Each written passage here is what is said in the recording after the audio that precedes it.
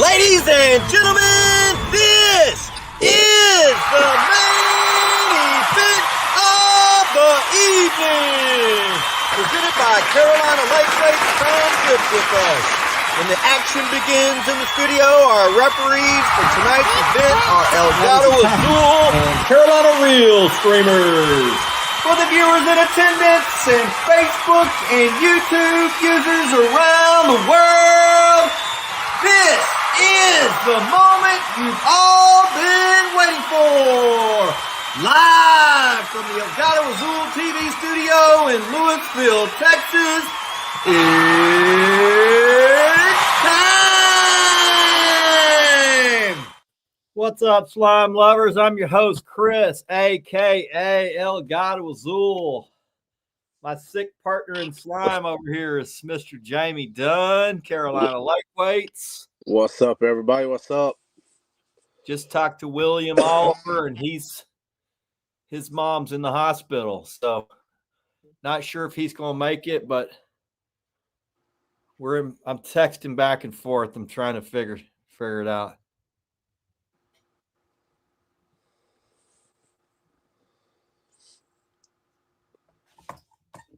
It's good to see everybody today. Welcome in, everybody.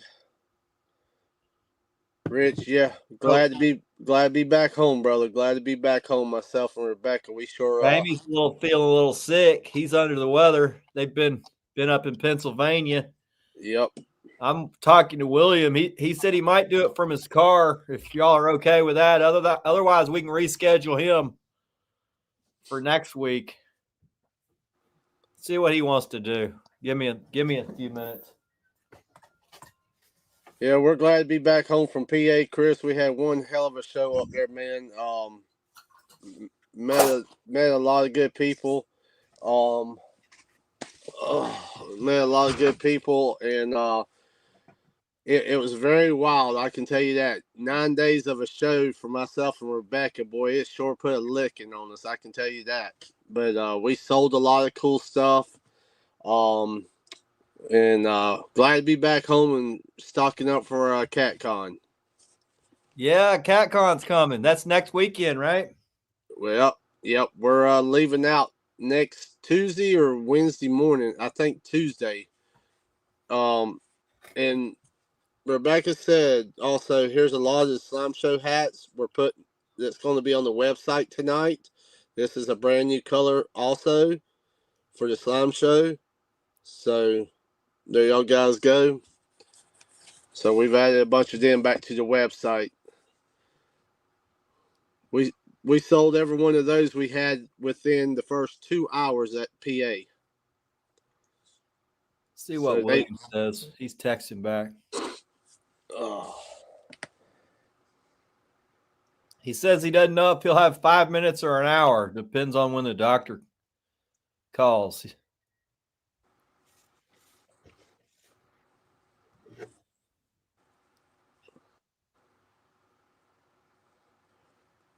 Probably just.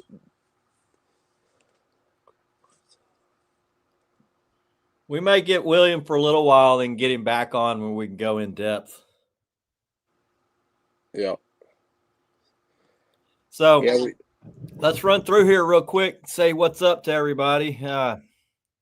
We weren't on last week. Jamie was at the show. Been busy at work. It's starting to fire up for us. So our workers are back. Rich Segura says, hey. Justin Clark, just want to let everyone know the fish in Louisiana are okay. They just had to put their life jackets on. We got some of that rain here too. Owen Cope says, evening, everyone. Killer B Outdoors. Oh, yeah. Slime time, baby. Vest. What's up, slime family? Alex, Texas Fishing. What's up, y'all? Rich Segura.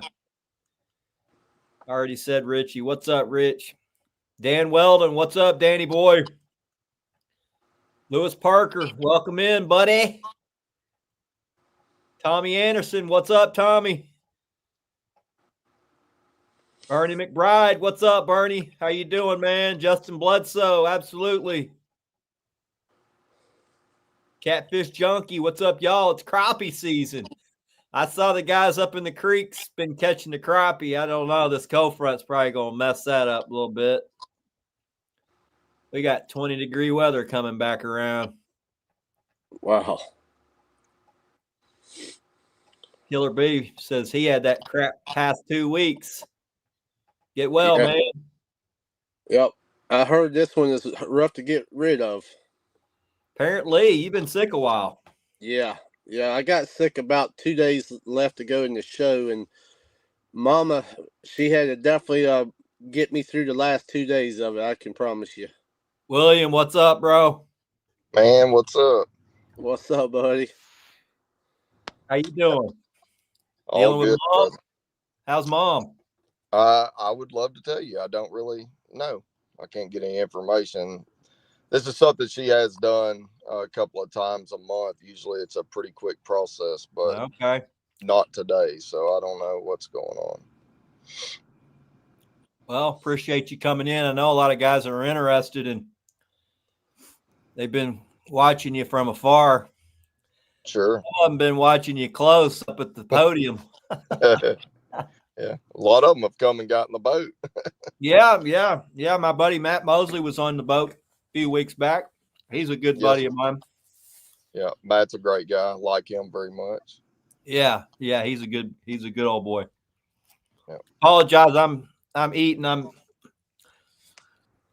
don't have a whole lot of time either, so I don't usually do it, but yeah, all good. I got to multitask tonight too, so all good. Rich Segura says, can't wait to see you guys at CatCon. We get on the road Wednesday. We'll see you there, Richie boy.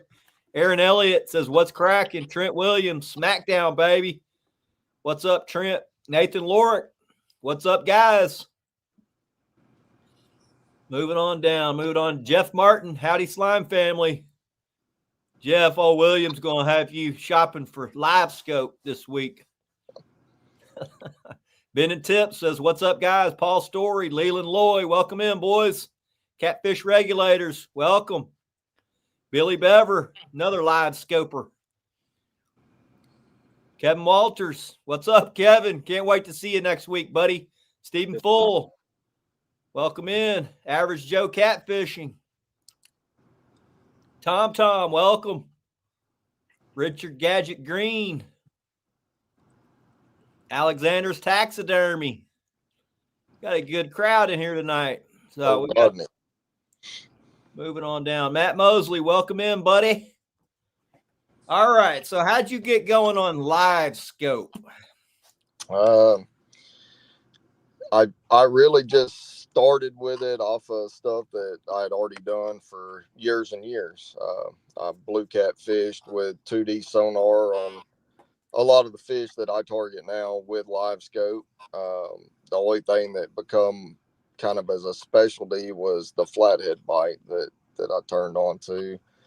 That's a pretty good deal you got going on those big flatheads. Yeah, it's a really niche deal. I enjoy it, but I've never found anybody that didn't. They're very mystique and very unique and very understudied, and I think it's cool you're catching them in cold water, man. That's crazy to me. Yeah. So forever I've heard, they just don't really bite in cold water. So what they don't do is move in cold water. You got to put it in their face, and that's what Live Scope will do. Sure. Yeah. We now have the availability to do that. So we've caught them as cold as 39.5-degree water. That's insane to me. Yeah. Everybody says they don't bite in cold water in there. Yeah. But that was actually with Matt Mosley and Monty Bond, so they can testify to it. Yeah, I mean, I see your catches, and it's cold. Y'all are bundled up. So Sure. Yep. So anyway, it was a bite that I built on. I started. You started blue catting with it first? Well, I was blue catting with 2D sonar, right? Humminbird 360, okay. And then I learned some deals with Humminbird 360, some things to key in on that I was able to go straight to with live imaging and go and do it. So you know, there's a misconception that in 2019 I got forward facing sonar and learned how to catch a catfish, and that's absolutely nowhere close to the facts of it. You know, Well, you got to know all the yes, mountain of knowledge to find them sure. consistently. I mean, I actually started catching on commercial fishing when I was in high school. I mean, I held a commercial license for years and years and years, and when you're trying to do things like buy your first pickup truck, you get real good at whatever you're doing to do so. Yeah. So Yep. I've known about them and raked them over the coals and have Well, come you to started fruition. live scoping these blues, and I mean, you creep up on a big blue and drop on him. You know, it depends on what scenario they're in, because we catch them off of timber, we catch them in open water, and we catch them out of the mud and everything in between. And every attack is different depending on where they're at. But you're live scoping them, or do you still drag? No, if we do anything, we'll fish on anchor. Mm-hmm. You know, we don't have 15 setups like we used to anymore, but there's still times we'll pull up and fish 6 or 8 rods. You know, and that's going to be this time of year through, you know, early part of April until the shad spawn's over with. Yeah. But it, you know, we enjoy doing what we do very much. So anymore, when we go, especially if it's me and the family, we're going to be chasing them and looking at them. Yeah. You can learn so much about them doing that it's very addicting. Yeah, I could see myself getting into it in the summer for flatheads when I can't drag for blues. But Sure. I see what you've been catching in the summer. Yeah. It's insane, man. Yeah, we do. Our 3 biggest fish we caught last year was in the month of August. So Yeah, that'd be perfect for my to scratch my itch. You know. I hear you. You know? So they get cranky in the summertime. Once they get post spawn, there's a little bit of time there that they don't want to say yes real often. But then when they do, it seems like they all say yes. You know, I've had people come out and have all the fun they wanted to have in 2 hours and holler calf rope. So you know how in the summer the big blues kind of go missing. I mean, you see them; they're few and far between. They're easier to find in the spring, fall, winter. But like you're live scoping, I'm sure you're seeing them. Are they just less active summertime? No, we throttle them pretty good. Big ones. Oh yeah, we broke the lake record 22 times in one summer. Well, shit, man. Now I gotta get live scope. Yeah, I've kept all this stuff tight hold for a very long time. You know. Yeah, I'm sure you had a lot of guys mad at you when you're kicking their ass in these tournaments. I bet. Not you. You know what? Not really. There was only a couple of guys, and it always only takes a couple to ruin stuff. But for the most part, I mean, it was something that people didn't understand. Yeah. The few that come and wanted to see it had a new appreciation for it. It's the very most difficult way to catch them. I don't recommend it to anybody. I was going to ask you, how hard was it for you to get into finding them with the live scopes and stuff? Yeah, so even with preconceived notions and previous knowledge, it took me 1,000 hours to go catch the first one intentionally. Like, say, I'm going to leave the house and go catch flatheads today. Yeah. It probably took me, and to get to as proficient as going out to running a trip with it, it probably took 3/4 of a year. Identifying them on where to find them at a certain time of year, or how to drop on them. Yeah, so all of it. You know, when you're pioneering a bite, you can't go to YouTube and watch a video. You can't call a friend and ask them. You can't read a post on Facebook or a magazine article. You got to figure out what line you're going to use, what size hook, what style of hook. I bet I went through 50 different hooks to decide on what gets them the most often, because a flathead doesn't need a bait like other catfish do. We can't wait for them to roll into it. We have to jack them when it's advantageous for us to do so, when we can get an upper hand as fast as we can. What size line to use, what length of rod is best, what can, you know, how much drag do I need on a reel? Like literally everything from start to finish. So the hardest thing was not seeing them until wintertime. They do different stuff in cold water. that makes them harder to see. Outside of that, it was just all the dynamics of the attack.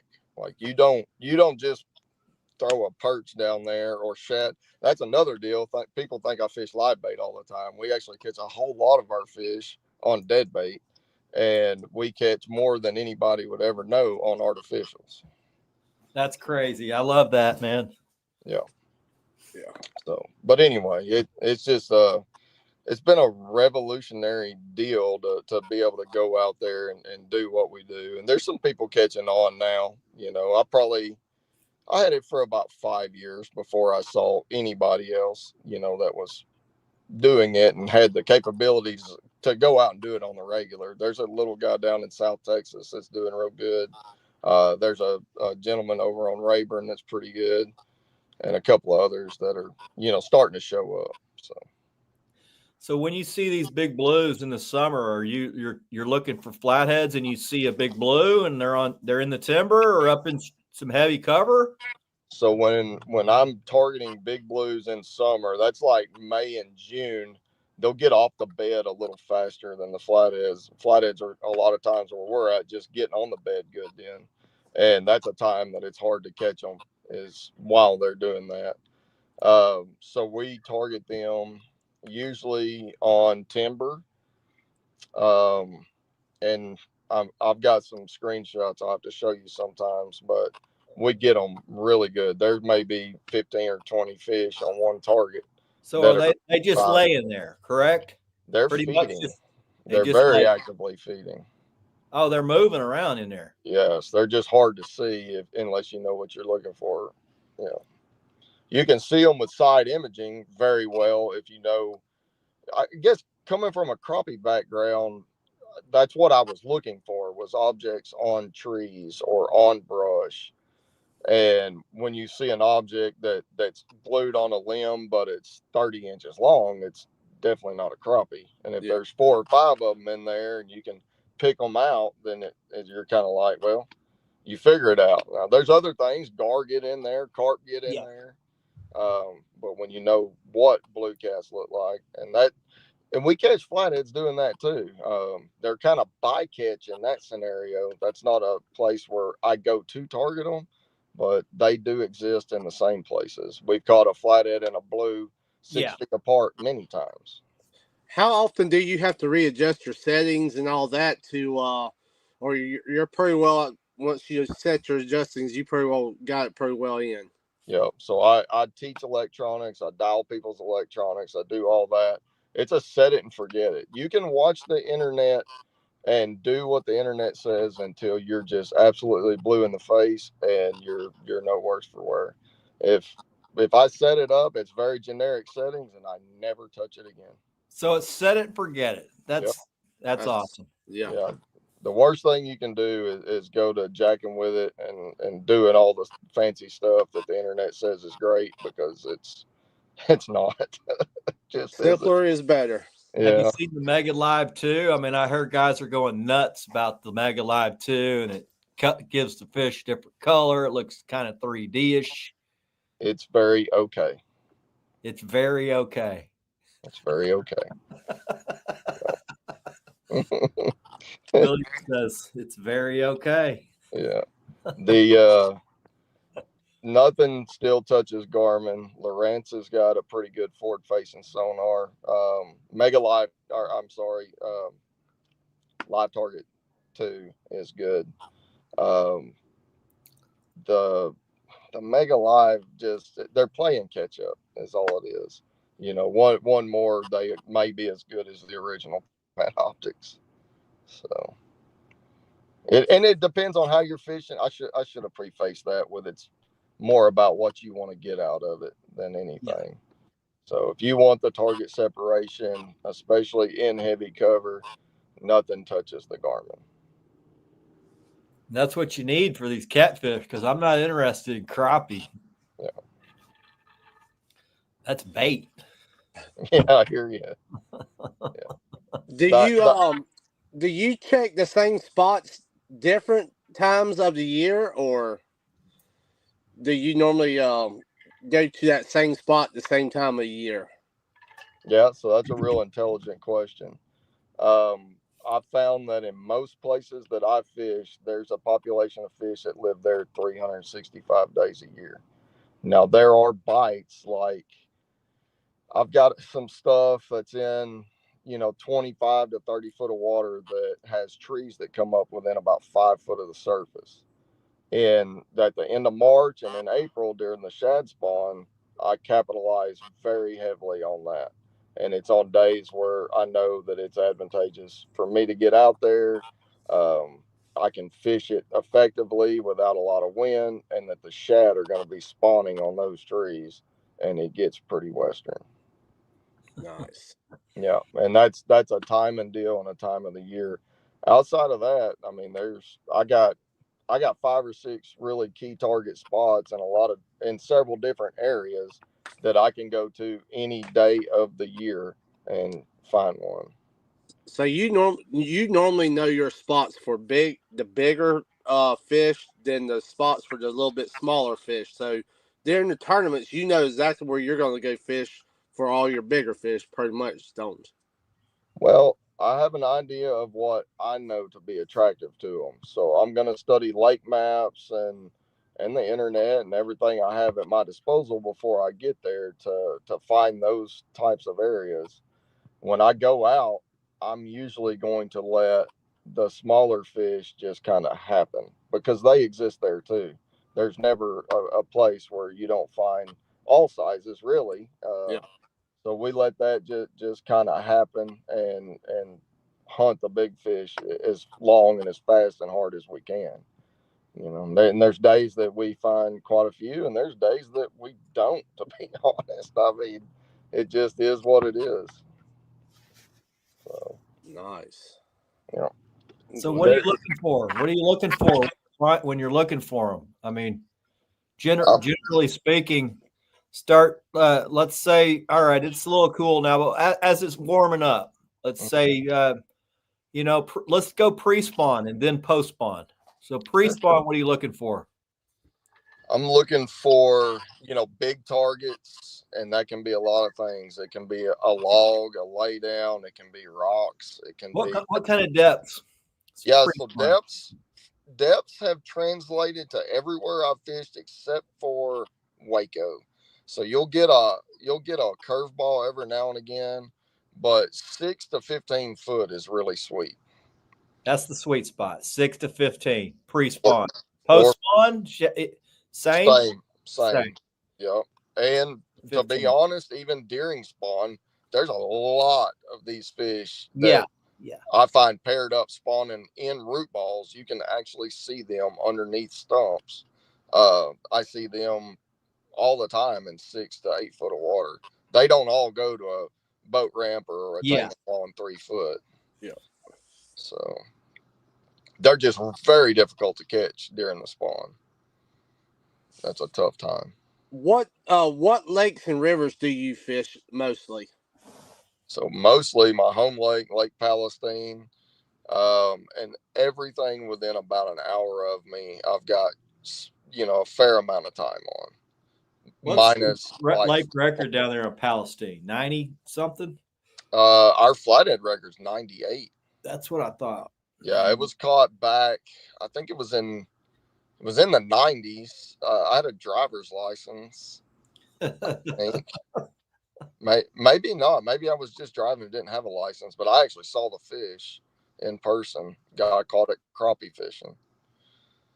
Yeah, I think a lot of guys don't know how to target those giant flatheads. I bet you're going to have a good chance of catching the state record at some point. I think as far catching a state record flathead, I know they're very hard to catch, but I think there's more of those in the state than there are state records of blue cats.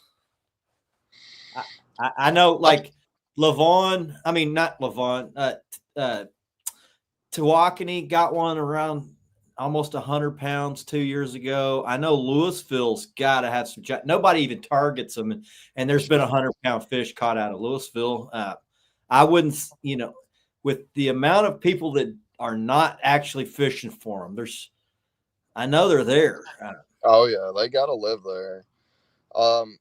My lake, as far as really big fish goes, is one of the worst ones that we fish. We catch a lot of very nice fish out of it, but since I've been doing it, I've seen two fish that I can say were 100-pound fish. We actually got both of them on the hook and ended up losing both of them. One of them just nearly all the way to the boat. It was terrible, but I've got one other lake that I've seen a fish that would show, I gauge 100-pound fish just guessing that Yeah. a 60-inch long fish with extreme girth is going to weigh 100 pounds. Historically, if you look on the internet and read and look at what records taped out, generally speaking, a 100-pound fish is around 60 inches. So when I see one of those, I get very excited. They're few and far between. So. I bet you get one, man. I mean, I would love to. It'd be awesome. I thought we were gonna do it 2 years ago. I was seeing a lot of very, very big fish. We lost two fish last year on surface that I felt like both were 80-pound type fish. But I didn't see one at all last year that I thought would get 90 to 100. So, when I was a kid, my home lake produced a ton of 70s, 80s, 90s, and I mean a ton of them. Wow. Guys were using snag lines to catch them. It's a trot line. Sure. Hooks. Yeah.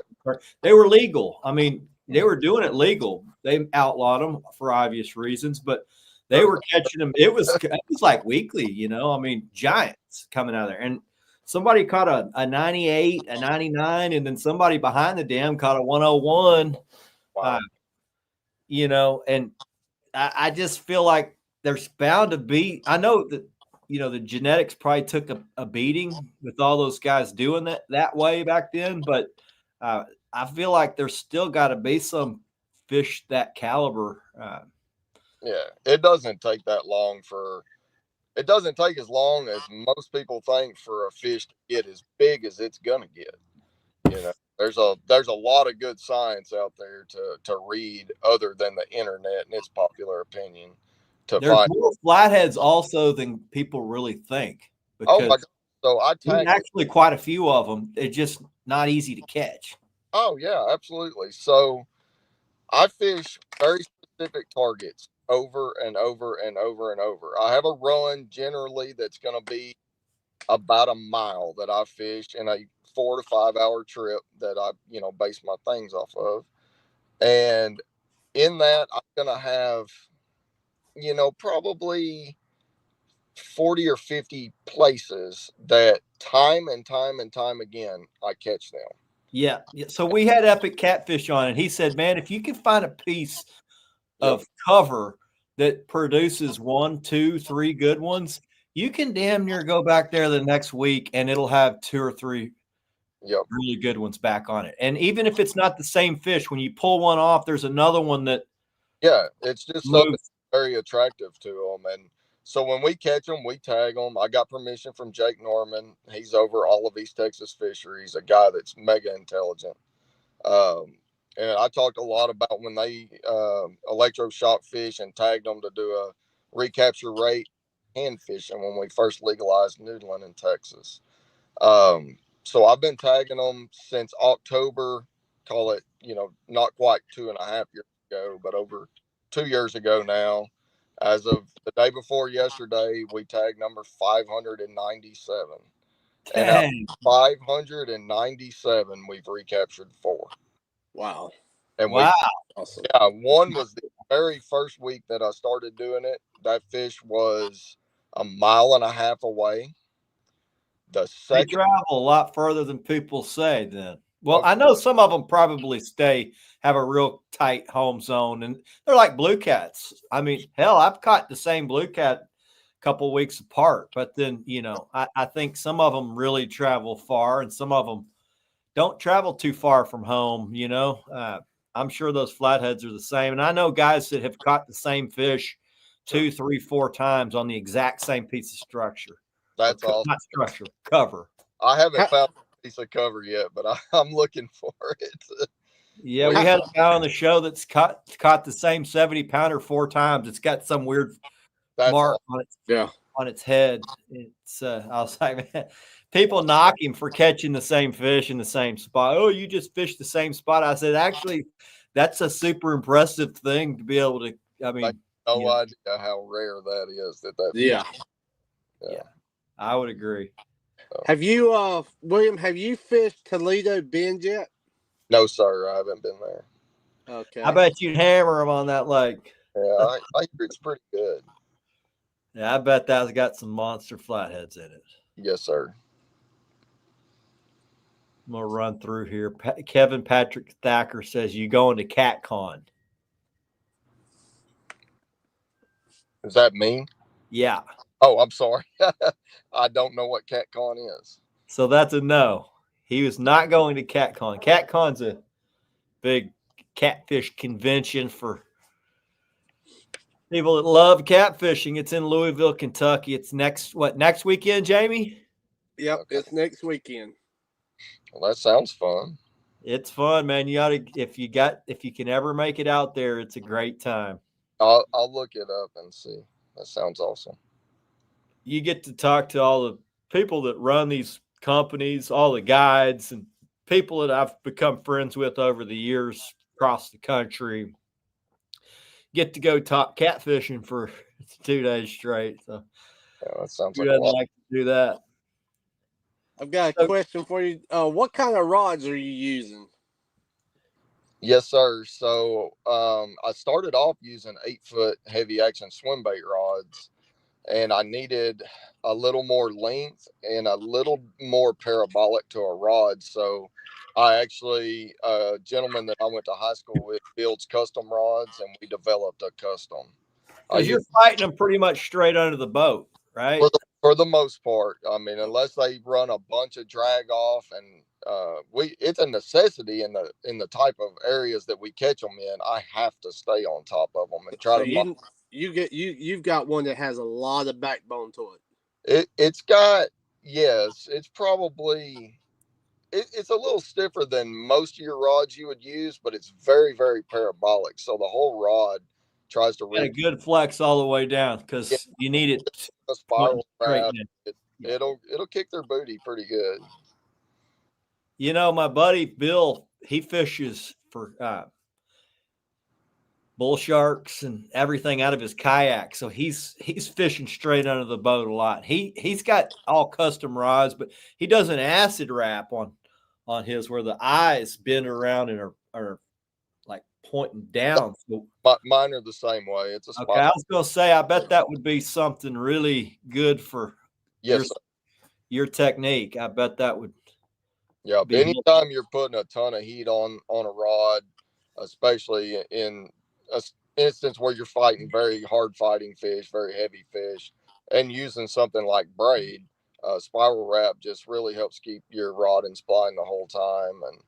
And it's popular in things like, vertical jigging and freestyle jig, flow pitch, all that. You're going to see a lot of spiral wraps and techniques that require a whole lot of heat. So you've really upgraded. You've beefed up your rigs that you're using for the structure and stuff on your rods. What's your basic rig and line and all that because you sent me your stack of pictures from July and August. I mean, it's like 50, 50, 50, 40, 50, like I'm like, damn, that looks like my winter. I mean, I want to do that in the summer, man. And what's funny about that is I actually take very few pictures. All those pictures, for the most part, at the end of the day, my customers may send them to me. Yeah. For me to get my phone out and take a picture is pretty rare. So when you see that many, that's a drop in the bucket to how many. Yeah. I don't advertise in business. All my stuff is word of mouth and referrals.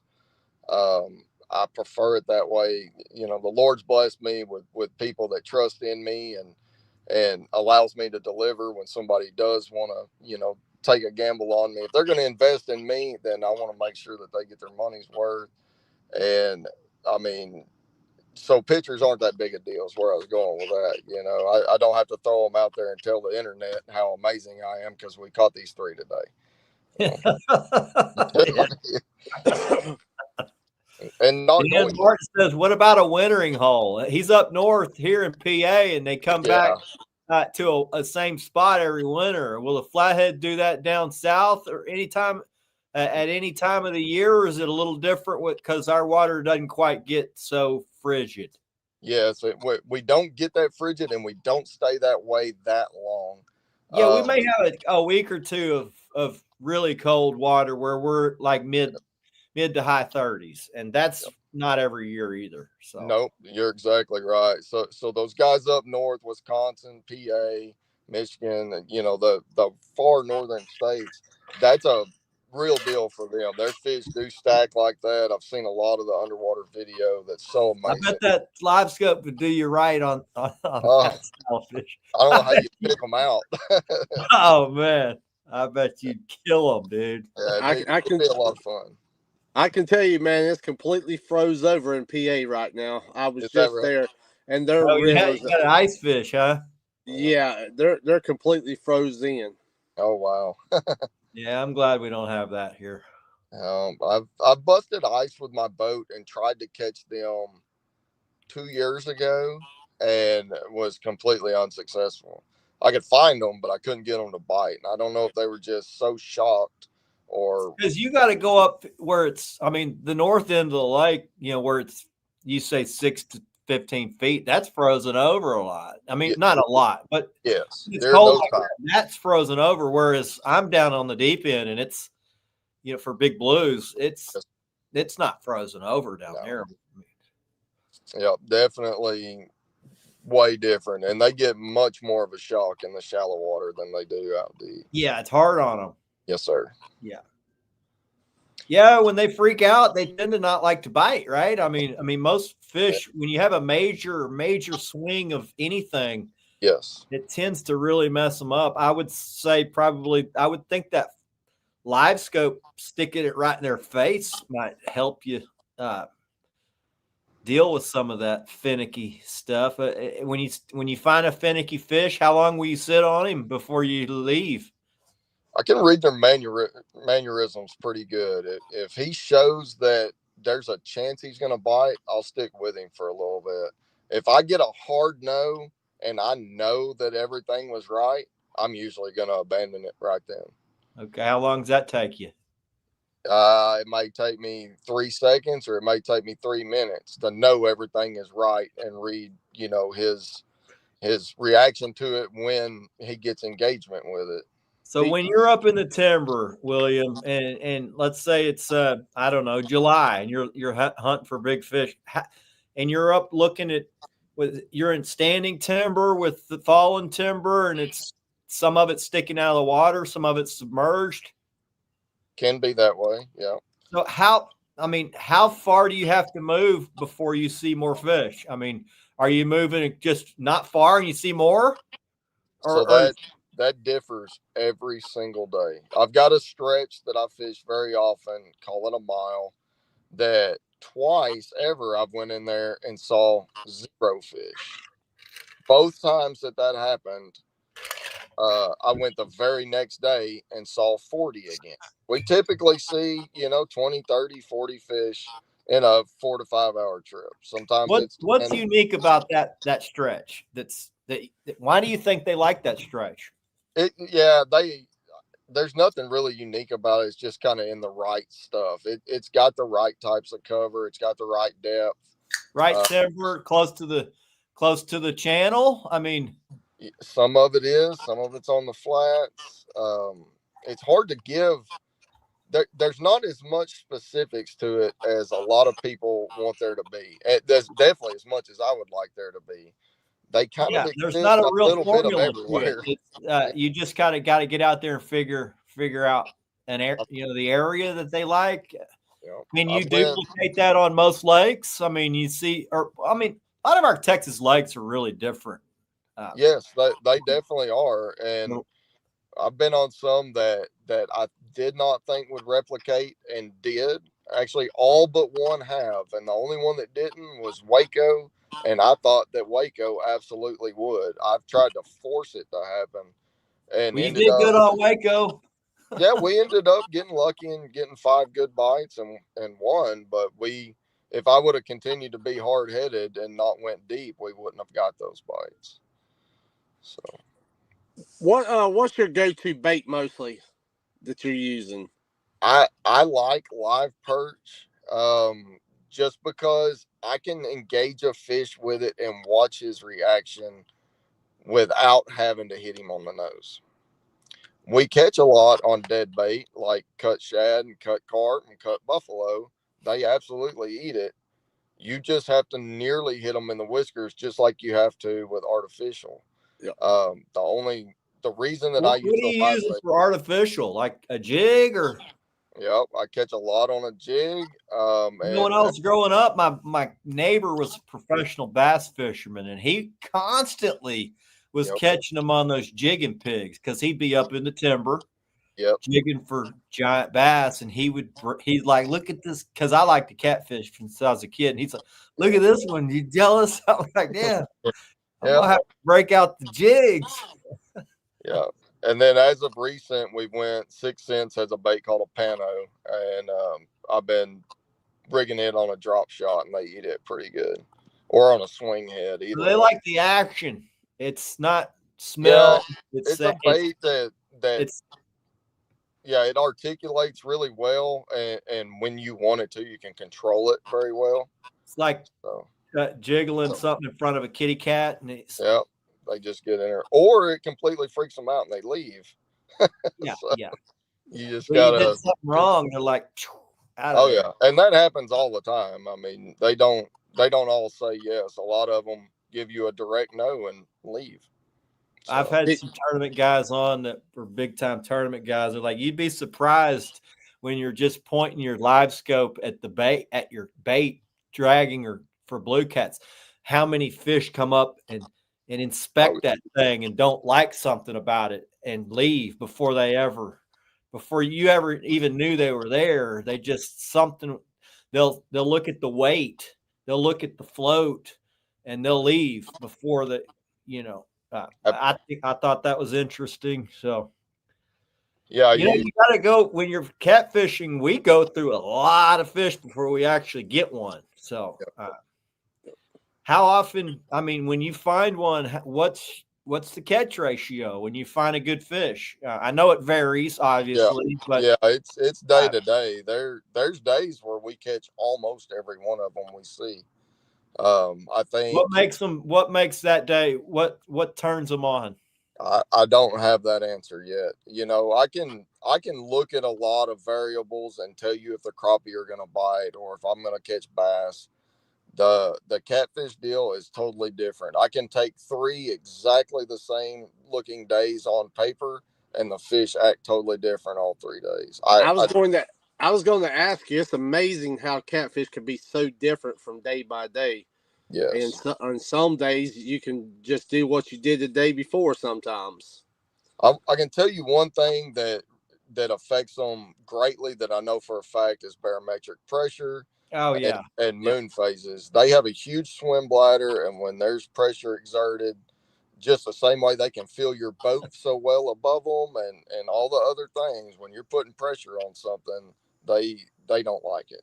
So it makes them essentially like big swings in pressure. They don't like it. Really, big swings in any direction. They typically not always. The only way to know is to go, because you catch them on a high pressure day, you catch them on a north front day, you catch them on a no wind, bluebird sky with steady high pressure, and you can catch them when there's a front hitting and the pressure drops. But generally, when that pressure falls out, they typically kind of lock up. When it's super high, they lock up.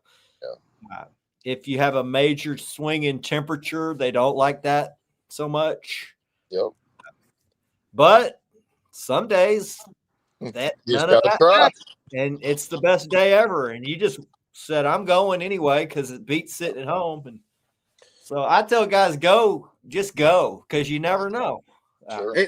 And there's been a lot of talk this year how things have been different with catfishing. Are you finding that to be as true as a lot of us this year is finding how how catfish have been acting a little different and stuff? Absolutely, 100%. This past year was by leaps and bounds different than 5 or 6 years before it. Yeah, we've been able to capitalize, but we've had to do it in different areas. I've had to really find out some really sneaky, tricky things to make things happen, but it's been way, way, way different. I've had to do a lot of things opposite of what I normally would do. I go to where I think they should be. They aren't there. They're at the opposite. Like where typically they would have been shallow, late fall. I actually caught them deep, and I never fished that deep. Wow. And I just, you sometimes you got to throw what you know out the window and go try something where you think they shouldn't be. Yes, sir. This year, I think that's really proved true. Every year's different, right, William? I mean, every year's completely different. You can't go off what you did last year and try to do the same thing the next year. There's just too many variables that are different from year to year. Yes, sir. Totally agree. I'm going to run through here because I've been noticing guys got questions. Jamie's better at keeping up with them than I am. And I don't see any of them, so I apologize. Dan says he's caught hundreds of them on jigs. Chris, do you have me? What do you mean, do I have you? I've froze up on my side. No, if I I'm got back you. up. We got you. We see you just fine, buddy. Okay. Okay. Do they come and get the bait, or do you have to present it right in their mouth? And is presentation like an injured fish, or just a fish sitting there? How are you presenting your baits? They never come and get it. Almost never come and get it. I've had them come a couple feet very occasionally. Generally, it's got to be very precise. So one of my buddies sent me a lot. He's like, look at these, because he's a crappie fisherman. He's like, look at what I saw on this live scope, man. And it was a flathead on a piece of timber laying like this. It wasn't like this. It was laying like this. He's like, and watch he's like, look at this crappie, man. And the crappie was like trying to stay away from it. And it got a little too close, and it just it up and ate it. And he's like, and he showed me, he's like, now look at this. We're crappie fishing. Now watch this. And it looked to me like blue cats, and some giant blue cats come in, and all the crappie freaking scattered and went over to another tree. Is that something you do these, when you're fishing and there's crappie on this piece of structure and you see these big fish, do the crappie know they're there, or the catfish? So we catch them side by side very often, but they're always on the menu. I mean, there's a bite or two that I utilize that there's a direct correlation between crappie and the fish that we're targeting, or at least population of brim being on it too. But it's always bait related, and in those instances, crappie are bait. The crappie do know they're there. Yes, they typically don't leave altogether. They just sit very still. Like a lot of times you get them to eat your jig because they don't want to move. They know they're on the food chain at that point. So, but yeah, I mean, what he's describing is stuff that we see pretty regularly in Target. Are you running long leaders, short leaders? So no leader, tied straight to braid, and I peg my weight above my hook. Nice. And also have another hook. I have another question also. What mode do you use the most looking for them on your live scope? Mode, forward facing.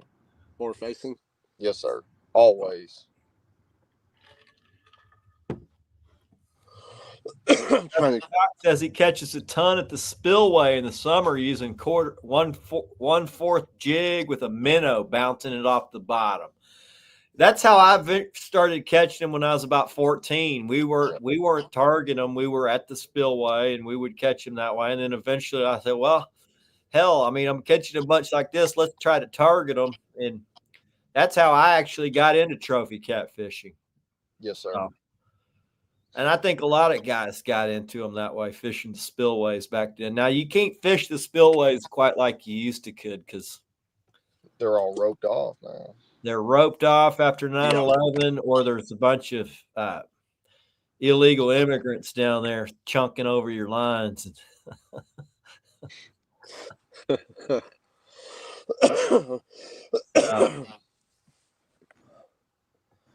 Running back through, it's hard for me. Cookies Outdoors. We were talking about your fish earlier, buddy, about you catching the same 70 3 or 4 times. So that's way cool.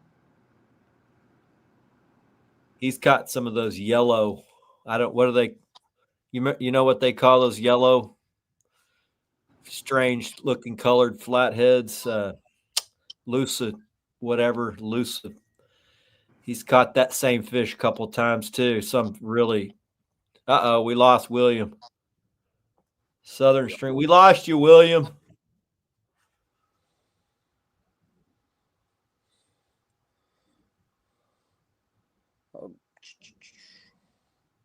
Just love the fact that the fish I like to catch are the apex predator, and this type of info just confirms it. Yep. They are an apex predator. I would say blue cats are also apex predators.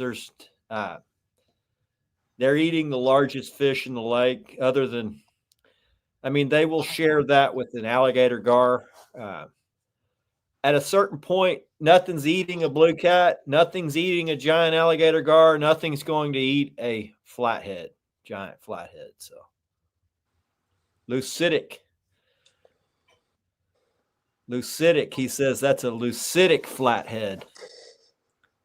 Dan Weldon says Appaloosa. That's just what they call them in the deep south.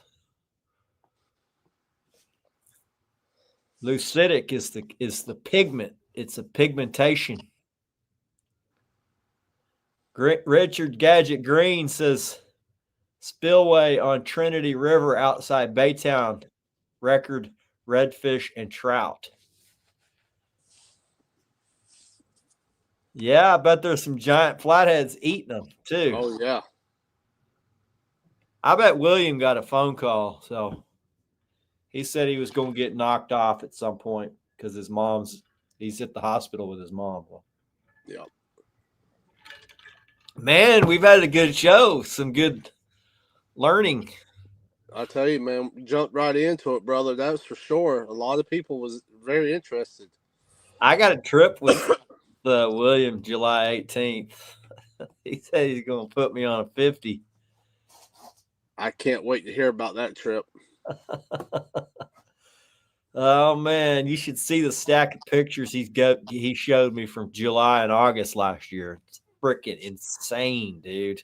I'm like, man, if I could do that.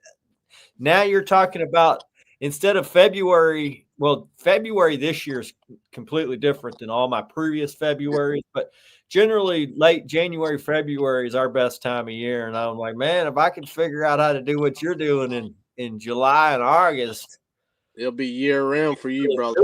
Something, boys. That's it. Are you ready to buy a live scope yet? Oh, dude.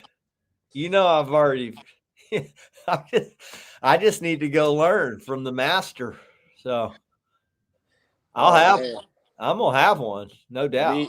Me and you both, brother, because I'm gonna tell you from what he's telling me, that's pretty well like our big PD river here locally. Logs, jams out the yin yang. And I don't have a problem scanning. Yeah. So I can go scan for 4 or 5 hours. That does not bother me. Yeah. I already do it blue catting on a bad day. Oh. I will scan my ass off. So I'm definitely gonna get one. Southern Stream says he's never caught a flathead, only blues and channels. David Coffrin says waiting for ice out. Mm-hmm. Yeah, I met with David and them up in PA, man, and I'm gonna tell you what. William, we lost you, bro. Did you get a call? Did it knock you I off? did. Yep, I apologize. That's all right. I've got a few minutes, and then I'll have to check out. Yeah. Well, Lee Loy says, will a flathead follow striper like the blues? Not to my knowledge, not that I've seen. They like to hang to cover, and maybe certain times a year they get out and roam a little more. I see them roaming on bait, but it's usually only shad. I've never seen them follow bigger predator fish. They move too fast, right? I mean, I would think that striper hybrids, sand bass, they move a lot. They move a lot. Now, they absolutely eat them. We've caught quite a few fish that regurgitate one when we get on surface. But when I see that, it's in about a 3-week period here on when they're in there eating on those threadfin. Well, it's when the sand bass are migrating up the river to spawn. Yeah. So they're just happening now.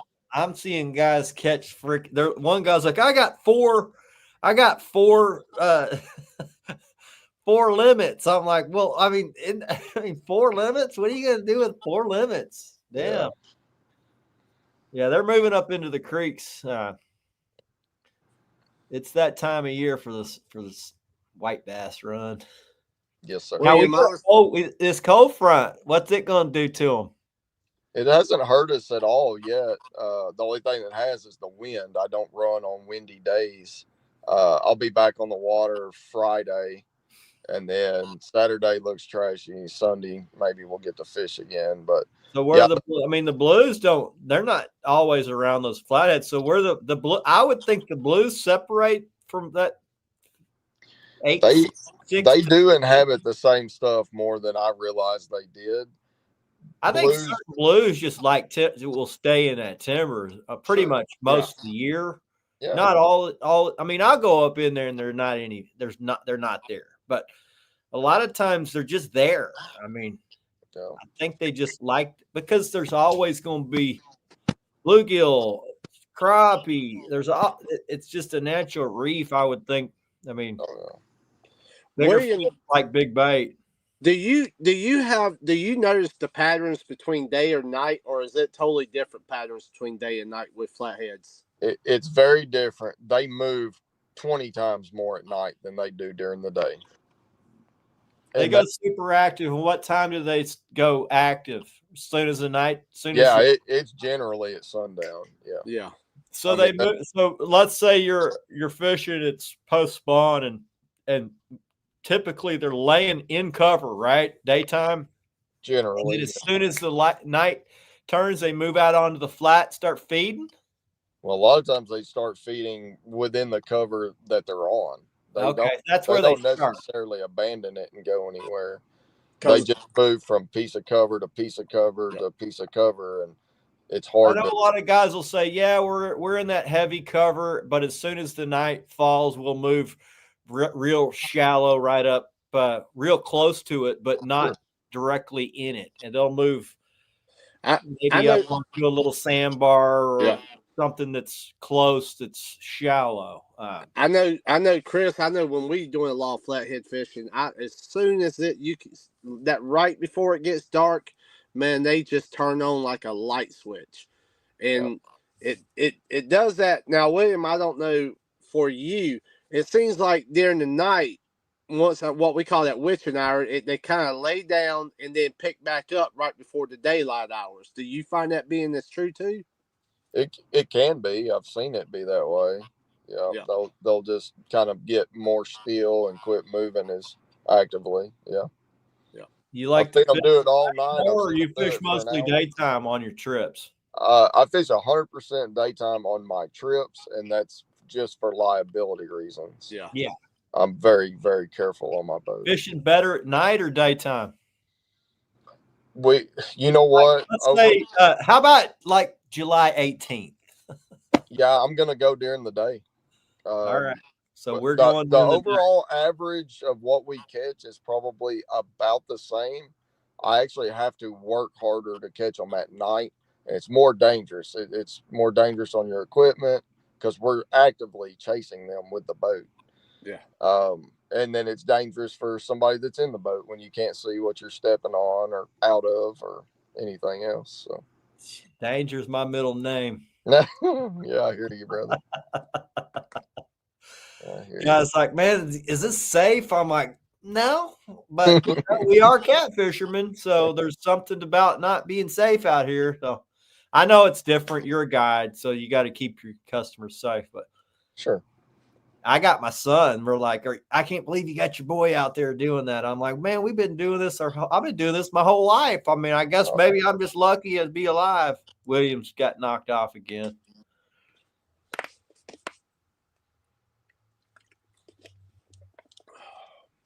Cookie says after they move out of the creeks here, the flatheads usually show up right after. Yeah. That hooked, crossing eyes. Welcome in, bro. Down hammer time. Hour before dark, hour before morning is money, Jamie. That's for sure. Unless you're William, and then you're freaking smoking them constantly, day or night, all day. And just like William said, Chris, there's been nights, man, it's nonstop. I mean, it just don't stop. And then there's nights, it's like I said, right there at dark, and it lasts for a couple hours, and then right there, right before daylight, it picks back up. But that's not 100% pattern of these fish all the time. Well, I can tell you, William, he doesn't really lose tournaments. He probably would have won the Twisted Cat, but his big motor crapped out on him, and he only went 200 or 300 yards from the ramp, and he still got second. That's so crazy. I mean, he's like, man, I fished stuff I would have never fished. Yeah. I would never fish if it were my choice. I would have never fished that stuff. And Chris, that brings back too. You remember we were talking about on a show or two back how you really don't have to leave that ramp sometimes. I've won a lot of tournaments fishing right there at the ramp. I really have. When you can find them like Williams, put it on their nose. It's insane. He's really got me interested in this. I can promise you that.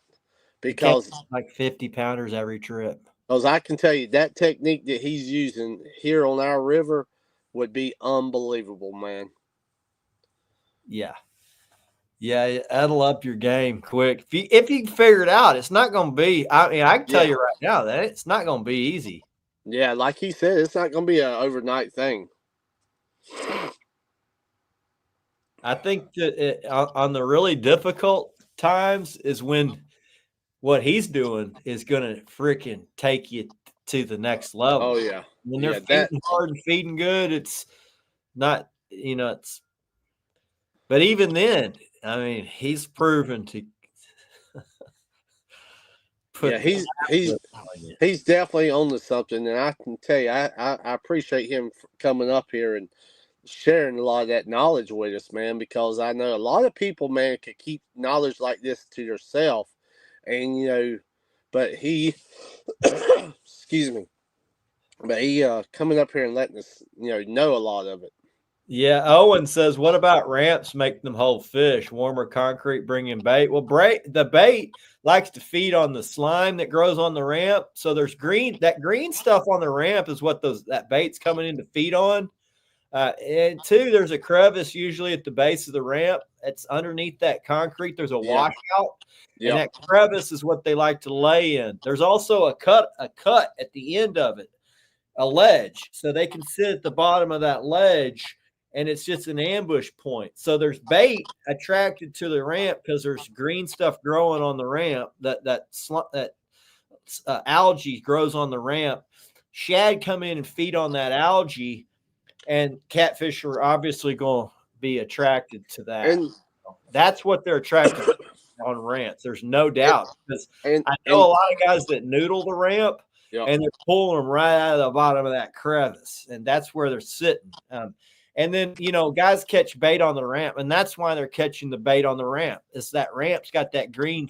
You step your foot a foot down into that water, and it's slick, boy. And that's that green filament algae that's growing on that ramp, and that's what those shad like to eat. You cut open that big shad, and he's full of that green stuff, and that's the same stuff when you see him feeding off the wall. They're eating that green stuff off that wall. If you see them at the at the boathouse and they're on that styrofoam, you can see them running that styrofoam, eating that green algae, and that's what they're attracted to on that ramp. So. And you got to look, Kristen, boat motors is constantly digging up the bottom of that ramp, bringing that little dirt, bringing that food up.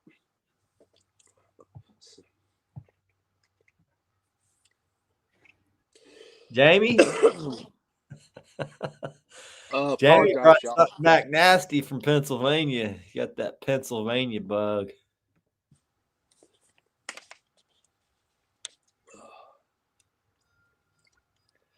Bernie says Chris is about to break out his wife's checkbook. I've actually got some money I've been holding back. I haven't decided exactly what I want to spend it on. It's toy money. It's either going to be, I'm either going to get the Explorer Hummingbird, and then I'm going to get a Mega Live 2.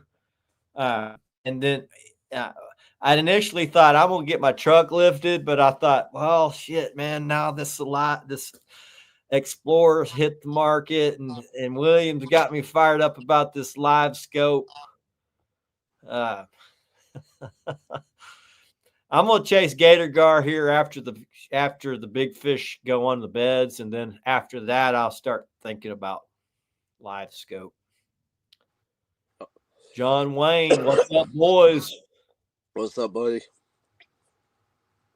Dan says, hope you get rid of it before CatCon. You better not have that for CatCon. That's for sure. Nope. I hope it's gonna do, brother.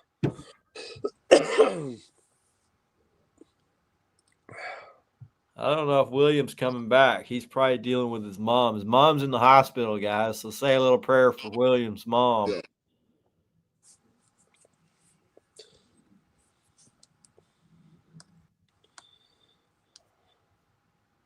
Trent says Mega Live 2 is for real. I like my Mega Live 1. Dan Martin says, LOL, hard times. Big boys need big toys. That's for sure. PA get you, bud. Dan says, man, PA get you. It got us. Dan says, Jamie, don't self-medicate. Get to the doctor. I hear you, brother.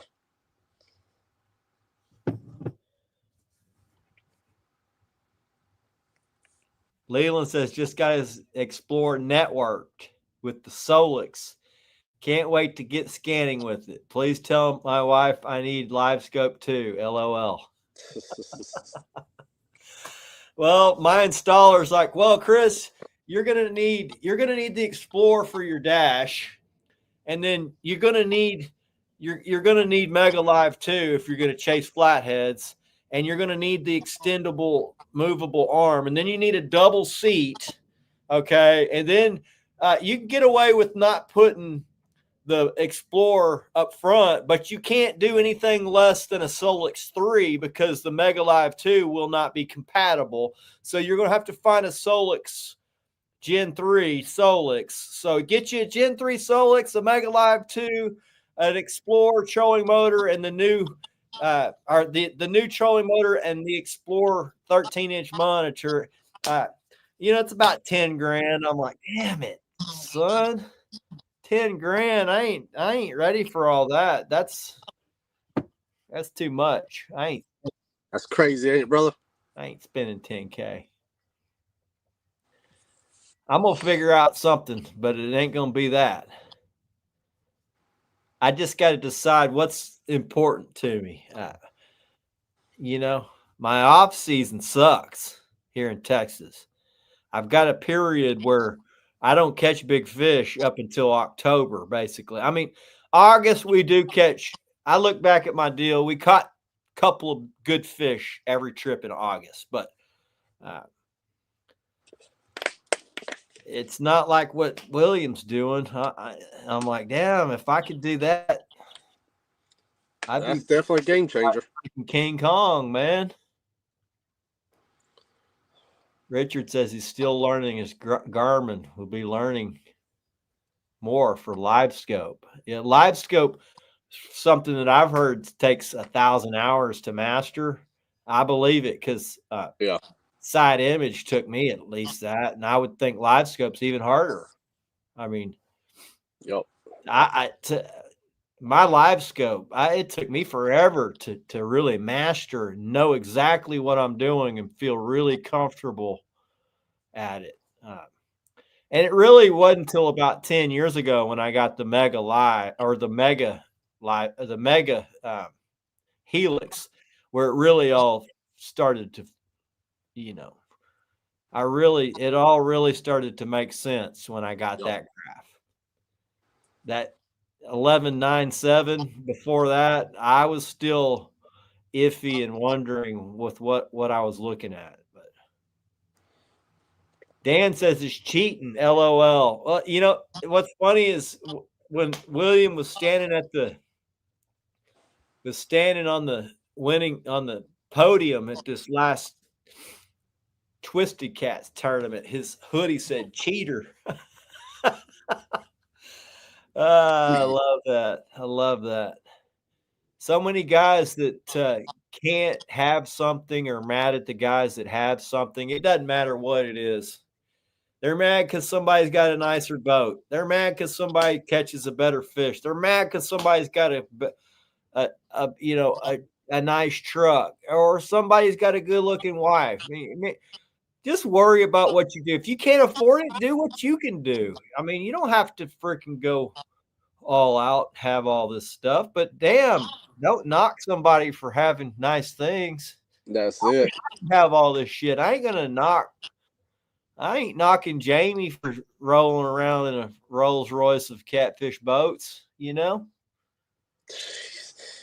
Matter of fact, I'm gonna have to get John Wayne out there. I saw him in here. I wish I had money, buddy. Oh, yeah, man. Cookie. So Doty says that's why trot lines with live bait on them were proficient, because you could leave them there all night and not have to sit there and wait. And that's true. I mean, a lot of the biggest fish ever caught in Texas for flathead wise were all caught on snag lines. So the guys would find, one of my best friends growing up, his dad was a master snag liner, and he would find these highways. And the way he would find them, he would get out in that water and he would walk, and he would find these grooves where these flatheads travel and move up this little groove at a deeper water and move up to shallow water, and that's where he would place his snag lines. And I'm like, damn it, he's passed on since, but I'm like, man, I wish I could get some of that knowledge from him. And he was right, Chris. There is a lot of these highways, man. Pay attention to them for sure. He said, man, they'll wear a groove in a mud flat traveling up that thing. They move. It's just a little depression that they swim up, and that's where he would set. He'd catch 70, 80s, and 90s. I mean, a lot. I need some of that in my life. Me and you both, brother. Justin Cox says the cheater hoodie is absolutely gold star level troll work. I love it.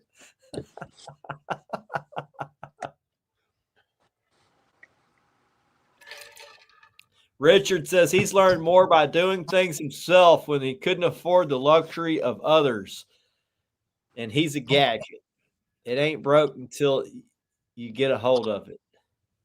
It ain't broken until I get a hold of it, he said.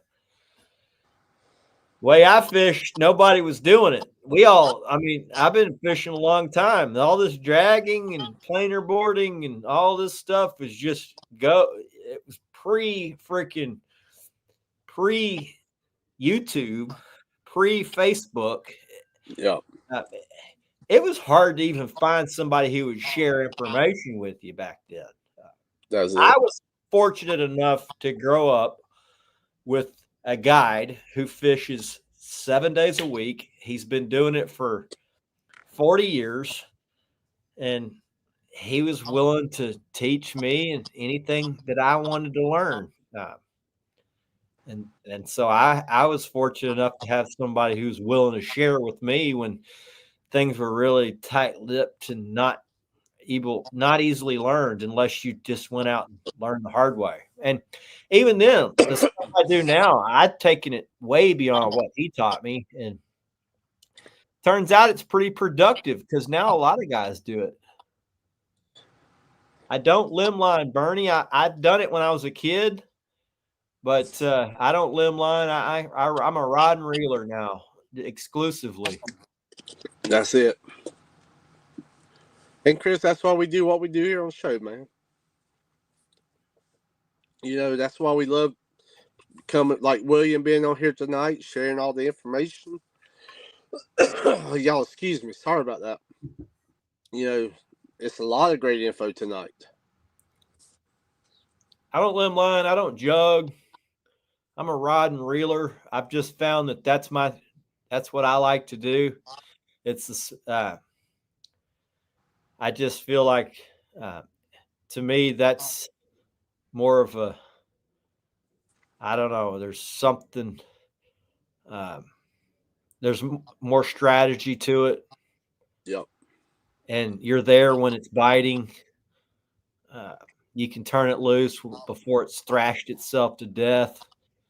I don't keep big fish. So to me, it's important for me to release them while they're still alive, like, feeling good and healthy. I just like to feel that thing take it down. And I mean, I'm not fishing for food like some guys do, for me, it's a different mindset. It's a different mentality. I'm just doing it for the sheer pleasure of catching big fish. And my way is not the best, because the way I do it's not the only way to do it. It's just the way I do it. And I like when I see other guys doing it the way that I do it. It's just camaraderie, and I just respect that. I know It's difficult. It's hard to do that way, but I think that's what makes it cool. Mm-hmm. Being able to go catch big fish on a rod and reel, dangling a string in front of a big fish's face is cool. Anybody can do it. I mean, it's not rocket science. It's just, there is a lot to it, but. Yeah, Lonnie and Donnie is pretty darn good. I fished against some guys in the Classic last year, and them guys, they know what they're doing. Junkie says a lot of below average cat fishermen fish one body of water to stake their ego, but they try tournaments and get humbled. Yep. Dude, there's some awesome cat fishermen, and Lonnie and Donnie are number one. Them guys can go anywhere. Too about being able to go to different fisheries and produce. And there's all different levels of cat fishermen. You shouldn't really compare yourself to other guys. I know it's hard to do, but just try to do you. Try to be as good as you can be. You get a little bit better each year. You start ironing out the curves and flattening the hills, and before you know it, you're doing pretty good every trip. I mean, it takes a long time to figure all that stuff out. But Yep. Hey, brother, we definitely gonna have to get together this for the gator season. That's for sure. We'll take my boat if you want Parker to. said he Also, started with trot lines, moved to jug lines, and now only fish with rod and reel. A lot of guys did that because trot lines is the original way of catching them. That's the original way that people caught them. And then they, jug lines became popular, and jug lines is a traditional way of catching them. I don't like jug lines because I don't like seeing them abandoned in coves. Too many guys leave them, they swim off. And my problem with jug lines is I see too many fish hung up on them. I'm releasing fish that are miles away from any other jug line. And that's only I wouldn't have a problem with guys keeping eaters on jugs if they keep an eye on their stuff. For me, it's about respecting the resource. I don't think a lot of guys that are doing it that way, they've got no respect for the resource. And I don't care for that. So I'm not afraid to stand up for it. I got a lot of guys that don't like me because of it. But hey, that's fine. I got a lot of guys that do like me for it. So those are my people.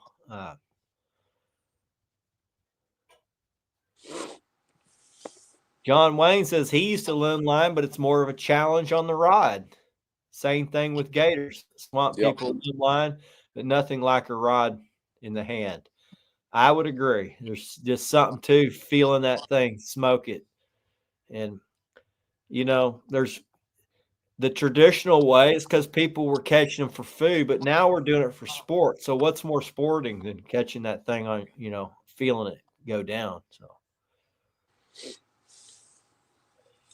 Killer B says, "Where's Chris fishing this week?" Well, Bill, man, I'd plan on fishing Sunday, but it looks like we got 20-degree night and 30-degree daytime temps. So I don't know if I'm like, damn.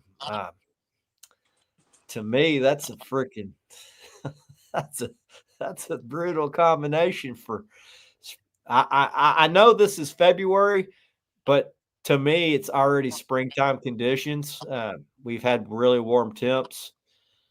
A big swing like that's really going to kill the fishing. I can't fish Saturday, Bill. I may have to take off a day. Saturday would be the day to fish. It's still warm pre-front.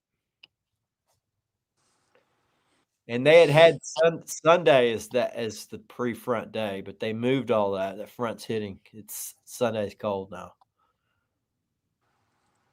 David Kaufman says he's got so much to learn. He's an old dog learning new tricks. Need to learn how to pattern, leader lengths, spread spreads to troll. Well, you're in the right neighborhood.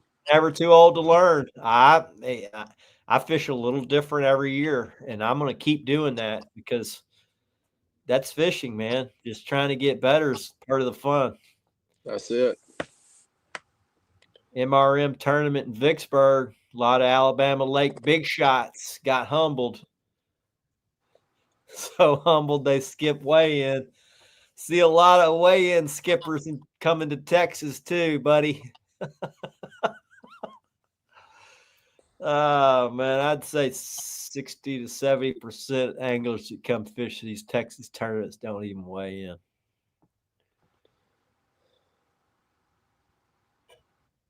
Richard Green says he started out with a stick and a piece of string, sneaking out his dad's fishing rod. See if I got my. 1 second. And guys, while he's doing that, I know a lot of you last week were asking on the show about the slime show hats. This is a new color. There are some back up on the website tonight. Just give everybody a heads up, the new slime show hats. Well, thought I had a reel. Don't know what happened to it.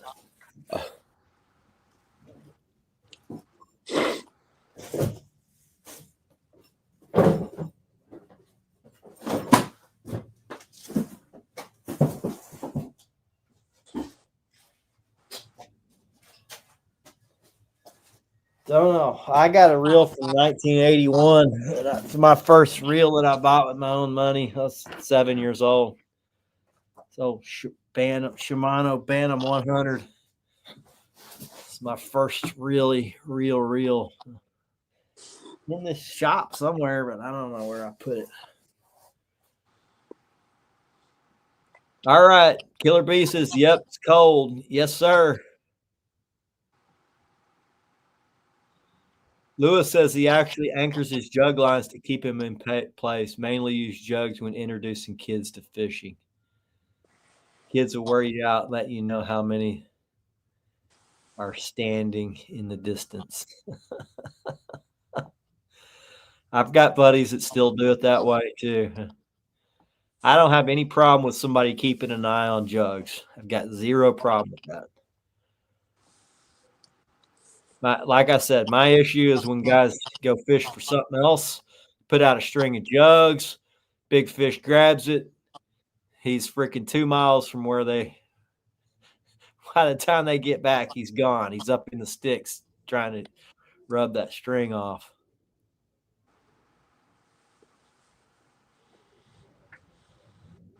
Junkie says it's 90% time and 10% figuring out the pattern. Yep. Once you figure out the patterns, a lot of it's just time. You're correct. It's figuring out the different scenarios from weather patterns to wind, temperature, and then the variable between those three things. Wind, temperature, the two major things that influence these fish. Bernie says, Jamie, give us a hint on your new product coming out, bro. It'll be at CatCon. Is it fishing related? It is. It is fishing related. Have I seen it? No. I've That's actually top secret crap, guys. I've actually I was actually going to let you know about it tomorrow. Is it something that it's not been tested? Or I mean, no, this is actually where we've hooked up with a company. They're actually going to develop something for catfishing for us. So, yeah, I think I might know what it is. You might have showed me that. Yeah. We actually got hooked up with 2 companies.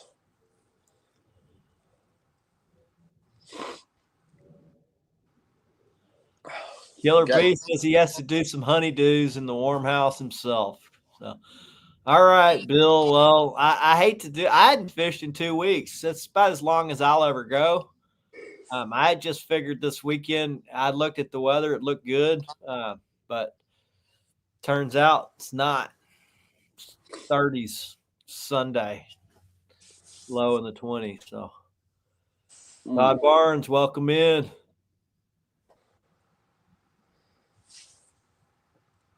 I got to get caught up, and then we'll get out of here, guys. So. John Wayne says nothing like pulling up a big flathead on a rod. John Wayne is pretty good at pulling them bad boys in, too.